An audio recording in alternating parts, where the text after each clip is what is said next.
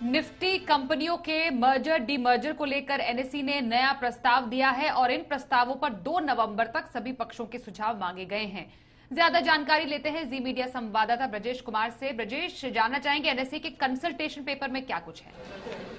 बिल्कुल, एनएसई की जो सब्सिडियरी कंपनी है, जो एनएसई की इंडेक्स प्रोवाइडर कंपनी है एनएसई इंडाइसेस, उसने ये कंसल्टेशन पेपर जारी किया है। और इसका मकसद ये है कि जब ऐसी स्थिति हो कि जब एक ही इंडेक्स में 2 कंपनियों के बीच में आपस में मर्जर हो रहा हो या फिर उसमें से किसी एक कंपनी में डीमर्जर हो रहा हो, तो उन स्थितियों में जो हलचल हो जाती है शेयरों में, उसको टालने के लिए एक प्रस्ताव दिया है। और जिसमें ये कहा गया है कि मर्जर की जो अमल की तारीख है, उस तारीख के नज़दीक होने पर ही जिस कंपनी का विलय हो रहा होगा दूसरी कंपनी में, उसको इंडेक्स के बाहर निकाला जाएगा।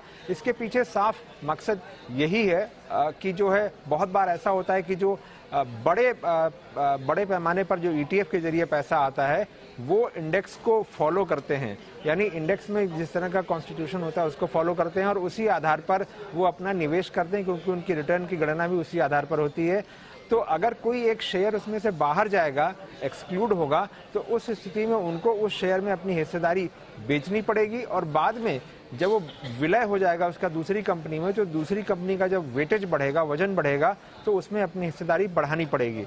अब इन स्थितियों में ऐसा होता है कि जो शॉर्ट सेलर्स होते हैं उनको मौका मिल जाता है उन शेयरों को शॉर्ट करने का, बिकवाली करने का बड़े पैमाने पर, और बाद में खरीदारी करने का। तो ये एक बहुत उतार चढ़ाव की स्थिति पैदा करता है। तो इस स्थिति को टालने के लिए और शेयर में बिना वजह का उतार चढ़ाव ना हो और स्थिरता ना आए, इसलिए ये प्रस्ताव दिया है, जिस पर 2 नवंबर तक सुझाव मांगे गए हैं। अगर देखा जाए तो इसका जो ट्रिगर है वो एचडीएफसी लिमिटेड और एचडीएफसी बैंक के बीच में जो विलय का प्रस्ताव चल रहा है वो है, क्योंकि दोनों ही निफ्टी के जो है हिस्से हैं। तो इस तरह की सिचुएशन को टालने के लिए जो है ये प्रस्ताव लाया गया है।